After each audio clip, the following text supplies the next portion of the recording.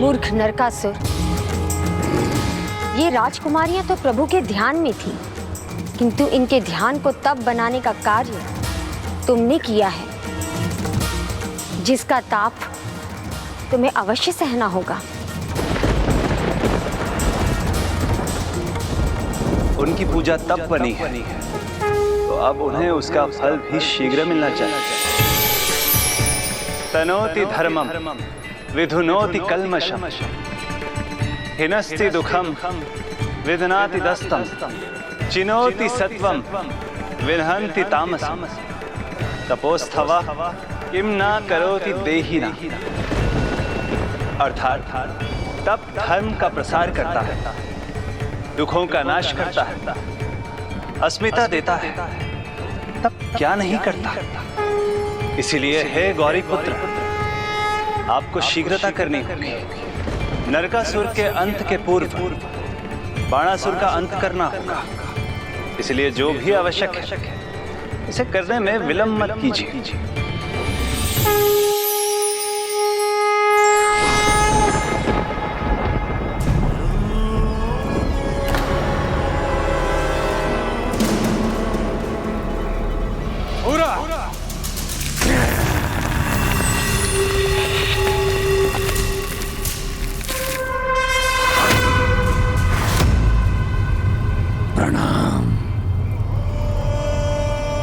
इस अग्नि के ताप में इन सभी की सारी भक्ति भी पिघल जाएगी। फिर ये मुझसे विवाह करने के लिए तैयार हो जाएंगे। जाओ, जाकर कह दो मेरे मित्र बाणासुर से कि उसके मित्र का विवाह होने वाला है। क्या हुआ? तप पर मेरा ताप भारी पड़ने लगा? सोच लो, ध्यान से सोच लो, क्या करना चाहती हो? मेरी अग्नि में जलकर भस्म होना चाहती हो या फिर मेरी रानी बनकर सुख ऐश्वर्य पाना चाहती हो? मेरी मानो, विवाह का जोड़ा पहनो और आ जाओ राजसभा में।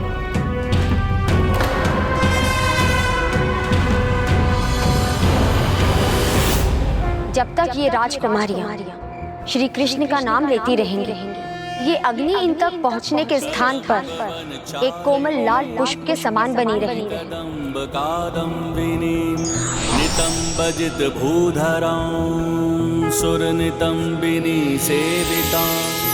अब क्या होगा प्रभु?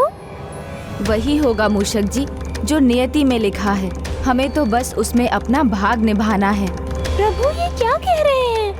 किस भाग को निभाने की बात कर रहे हैं?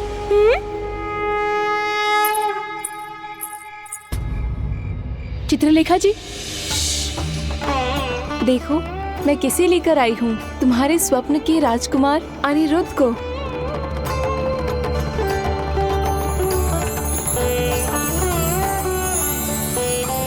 कहाँ है वो? यहाँ।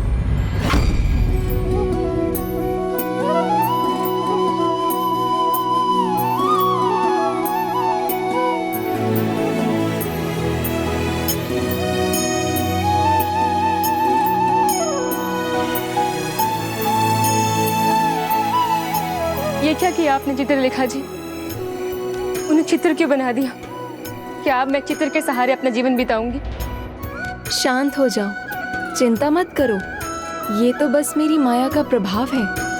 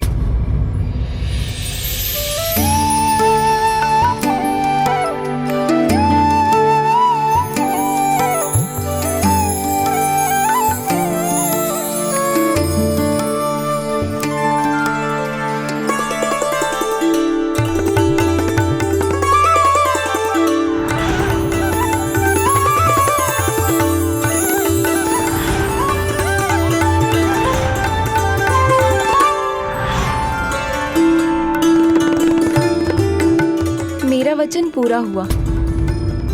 आप दोनों आमने सामने आ गए, अब मुझे प्रस्थान करना चाहिए।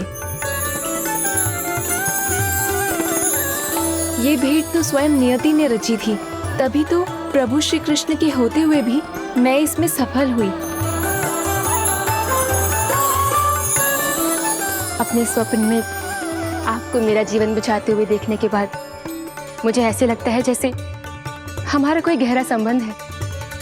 इसलिए मैंने चित्रलेखा जी को मेरी सहायता करने के लिए कहा। ऐसा ही एक स्वप्न मैंने भी देखा था, किंतु वो स्वप्न नहीं, सच लगा था। हाँ, जैसे वो घटना किसी और संसार में घट रही थी, जहाँ बस मैं और आप थे। उस सुनहरे स्वप्न के बाद तो केवल मिलने की ही प्रतीक्षा थी। मिलन के प्रयासों के लिए अनेकों बार धन्यवाद।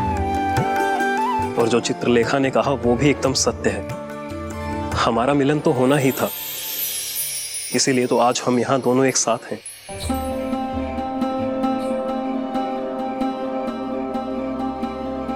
यहाँ तो हम एक साथ हैं, किंतु यहाँ के बाहर हमारा एक होना बहुत कठिन है।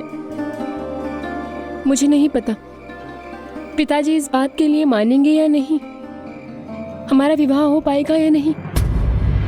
मैं वचन देता हूँ, चाहे कितनी भी मुश्किल घड़ी क्यों ना हो, मैं सदैव तुम्हारे साथ रहूंगा। और जब तक तुम्हारे पिताजी हमारे विवाह के लिए मान नहीं जाते, मैं यहाँ से कहीं नहीं जाऊंगा।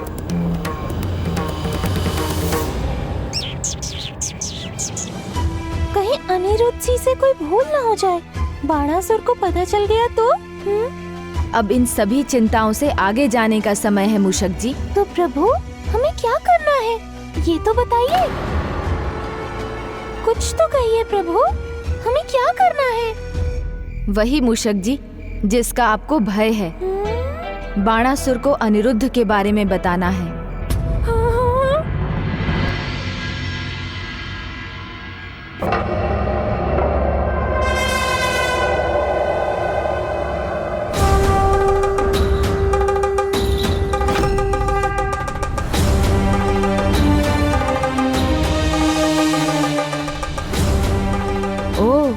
बड़े भोज की तैयारी है। कोई विशेष मेहमान आने वाला है क्या? कैसी बातें कर रहे हैं गणेश जी, ये तो मेरे प्रतिदिन का भोजन है।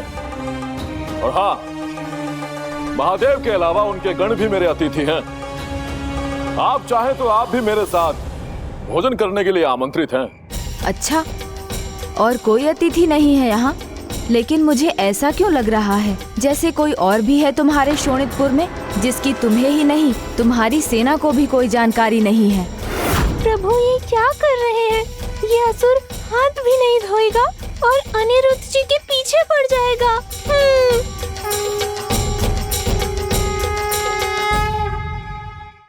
मैं अभी तुम्हारे पिताजी के पास जाता हूँ और हमारे विवाह का प्रस्ताव उनके सामने रखता हूँ। नहीं, ऐसा अनर्थ मत कीजिए। आप मेरे पिता के स्वभाव से परिचित नहीं। गुस्सा तो उनकी नाक पर रहता है। यदि उन्हें पता चला कि हम पहले ही मिल चुके हैं तो वो बिना सोच विचार किए आप पर प्रहार कर देंगे। उन्हें तो भनक भी नहीं लगनी चाहिए। किसका आभास हुआ आपको गणेश जी? क्यों लगा आपको ऐसा कि शोणितपुर में कोई है? मूषक जी आप ही बता दीजिए ना। मैं क्या बताऊं प्रभु? जो अभी यहाँ आते हुए मार्ग में आपने सुना था। प्रभु मुझसे क्या शत्रुता है आपकी? ये 1000 भुजाओं वाला दुष्ट यदि रुष्ट हुआ तो मुझे मसल कर रख देगा। भैया मूषक जी, क्या सुना था आपने? किसी पुरुष का स्वर था। पुरुष? कहाँ? राजकुमारी उषा के कक्ष में। असंभव!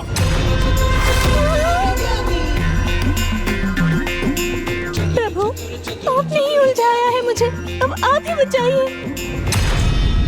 वो स्वर तो मैंने भी सुना था। मेरी आज्ञा के बिना शोणितपुर में कोई नहीं आ सकता। सच है, किंतु महादेव से तुमने ही वरदान मांगा था ना, तुम्हारा सामना किसी योग्य योद्धा से हो जो तुम्हारे 1000 हाथ। उससे पूर्व मैं उसके हाथ काट दूंगा। आपके यहाँ होने का पिताजी को पता चलने से पहले आप यहाँ से निकल जाइए। यदि नियति ने हमें मिलवा ही दिया है तो अवश्य ही उसके गर्भ में कोई बड़ा उद्देश्य होगा।